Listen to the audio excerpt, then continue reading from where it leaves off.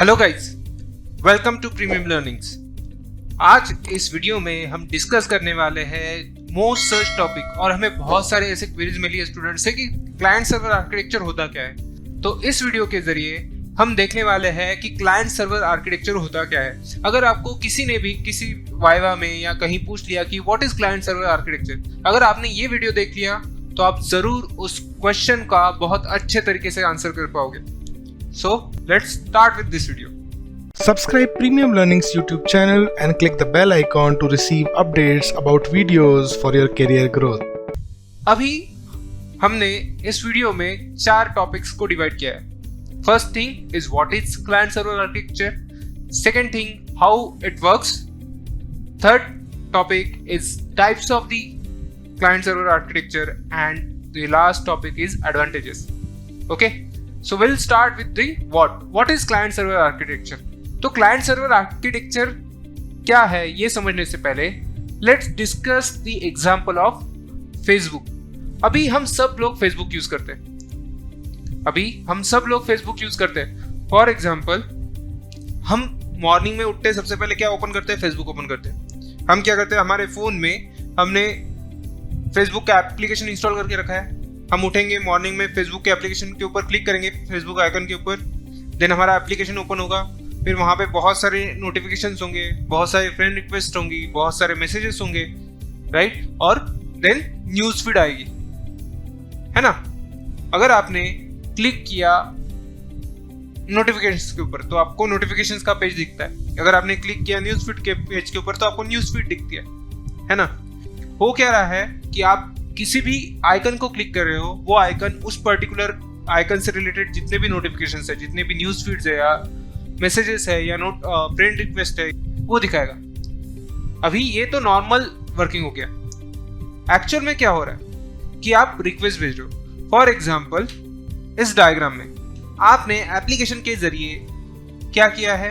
For example, अगर आपने notifications के ऊपर क्लिक किया तो नोटिफिकेशंस के ऊपर क्लिक करने के बाद वो रिक्वेस्ट जाएगी नेटवर्क के थ्रू फेसबुक के सर्वर्स पर, और फिर फेसबुक का सर्वर हमें रिस्पॉन्ड करेगा in the form of the list of notifications related to our account, है ना। फॉर एग्जांपल, आपके अकाउंट में आज आपके बेस्ट फ्रेंड्स का बर्थडे, राइट, तो वहां पे आपको ऑप्शन दिखता है कि वहां पे कि ये जो आपके फ्रेंड्स हैं उनका आज birthday.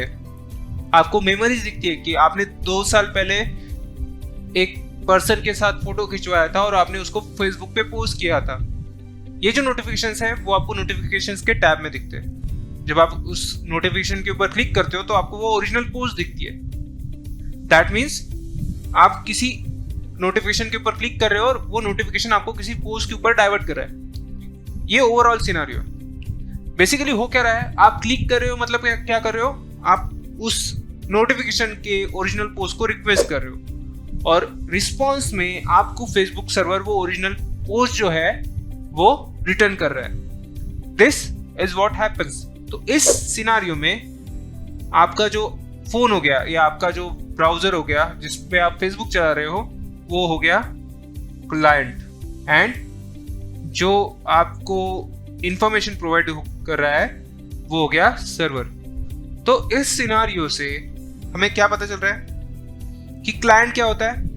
Client is a machine और अ यूजर जो कि सर्विस के लिए रिक्वेस्ट कर रहा है, एंड व्हाट इज सर्वर, जो कि सर्विस प्रोवाइड कर रहा है। सर्वर सर्विस प्रोवाइड कर रहा है, इंफॉर्मेशन प्रोवाइड कर रहा है। क्लाइंट रिक्वेस्ट कर रहा है एंड सर्वर उस रिक्वेस्ट को प्रोसेस करके उसे रिस्पॉन्स दे रहा है। सो this is what happens in client server architecture. ये तो हमने जनरल ओवरव्यू देख लिया। अभी एक्चुअल स्टेप्स क्या परफॉर्म होती है वो हम देखते हैं। How the client server architecture works वो हम देखेंगे। तो these are the steps।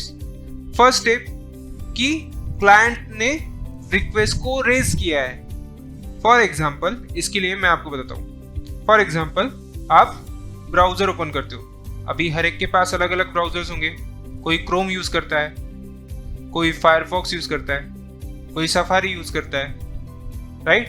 अभी इन ब्राउजर्स के एड्रेस टैब में आप सबसे पहले क्या डालोगे, www.google.com।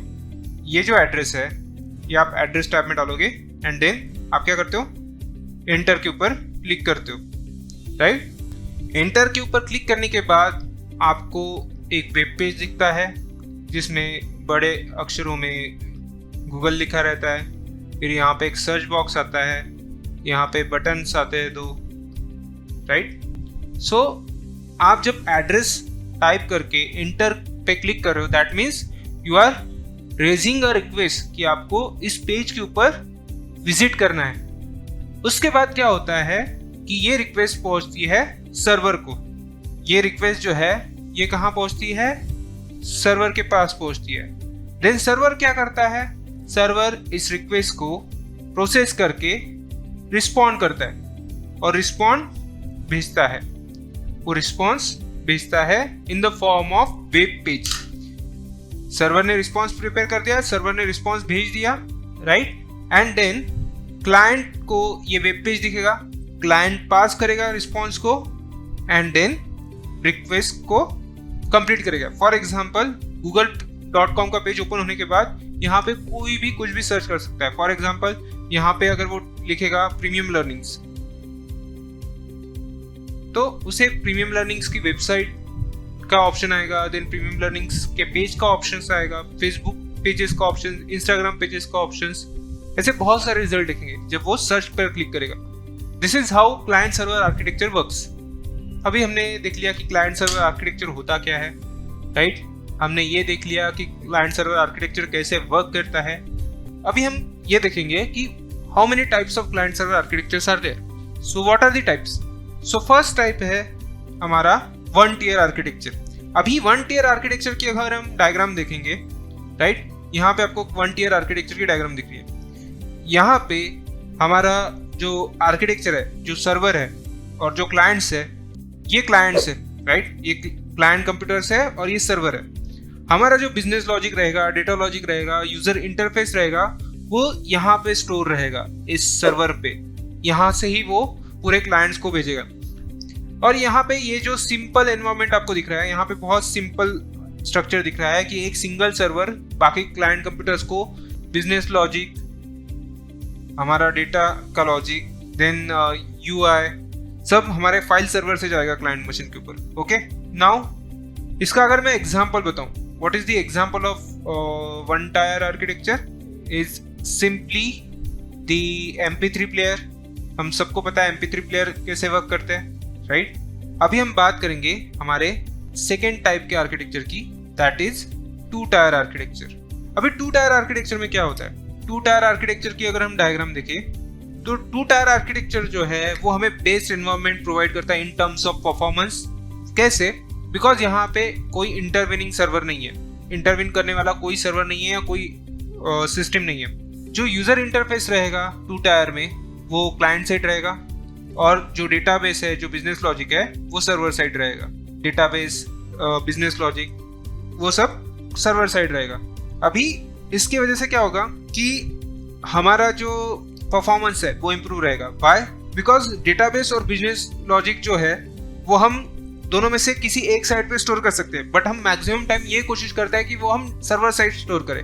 अगर हमने दोनों डेटाबेस और बिजनेस लॉजिक जो है अगर हमने क्लाइंट साइड पे स्टोर किए, राइट, तो हमारा जो क्लाइंट साइड रहेगा वो बहुत ही क्लाइंट थीन सर्वर आर्किटेक्चर बन जाएगा, राइट। अगर वो दोनों को अगर हम सर्वर साइड रखते हैं तो हमारा जो सर्वर है वो फैट सर्वर आर्किटेक्चर बन जाएगा। अभी इसका अगर हम एग्जांपल देखें तो एग्जांपल के लिए हम बेस्ट ले सकते हैं IRCTC, जिसके जरिए हम ऑनलाइन टिकट बुक करते हैं ट्रेन्स की, right. So this is the best example of two tier architecture. Then the third topic is three tier architecture. अभी थ्री टायर आर्किटेक्चर कैसे वर्क करता है? थ्री टायर आर्किटेक्चर का डायग्राम अगर हम देखें तो यहाँ पे आपको सेपरेट लेयर्स दिख रही है। एक क्लाइंट टियर दिख रहा है, एक बिजनेस लॉजिक टियर दिख रहा है, थर्ड इज डेटाबेस टियर दिख रहा है। अभी थ्री टायर आर्किटेक्चर के पास ये जो बिजनेस लॉजिक टियर है इसे हम कहते हैं मिडलवेयर। अभी इस मिडलवेयर को यूज किया जाता है for the interaction between client and the server. अभी यहाँ पे एक और टीयर इन्वॉल्व होने की वजह से ये क्वाइट एक्सपेंसिव हो जाता है, बट बहुत ही आसान हो जाता है यूज करने के लिए।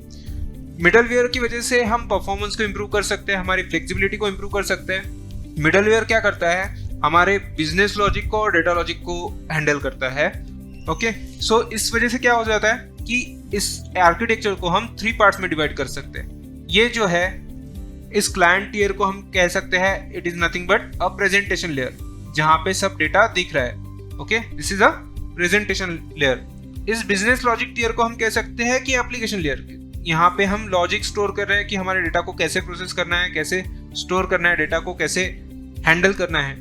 एंड यहाँ पे हम डेटाबेस टीयर को कहते हैं डेटाबेस लेयर और डेटा टीयर, जिसके जहाँ पे हम डेटा को स्टोर कर रहे हैं, राइट। अभी ये तो हो गए टाइप्स की बात। अभी हम देखेंगे what are the advantages of client server architecture. तो सबसे पहला एडवांटेज है कि ये कॉस्ट एफिशिएंट है। कॉस्ट एफिशिएंट इसलिए बिकॉज यहाँ पे कॉस्ट एफिशिएंट है और सेंट्रलाइज सिस्टम है। कॉस्ट एफिशिएंट और सेंट्रलाइज सिस्टम होने की वजह से हमारा जो डेटा है एक सेंट्रल लोकेशन पे स्टोर रहता है, और जिसकी वजह से वो हमारे पास बैकअप और डेटा रिकवरी के ऑप्शंस भी बहुत ज़्यादा आ जाते हैं, राइट। और कहीं से भी डेटा एक्सेस करने के लिए हमें बस एक सिंगल सर्वर की ज़रूरत होगी, राइट। तो उसकी वजह से हमारा जो मेंटेनेंस है वो इजी हो जाएगा। That's why it becomes a cost efficient, right. So these are the overall overview of client server architecture. I hope आपको ये वीडियो अच्छा लगा होगा। अगर आपको ये वीडियो अच्छा लगा है तो please hit the like button, और अगर आपको कोई टेक्निकल टॉपिक के बारे में हेल्प चाहिए होगी तो please post your query in the comment section. That's it for this video. Bye for now.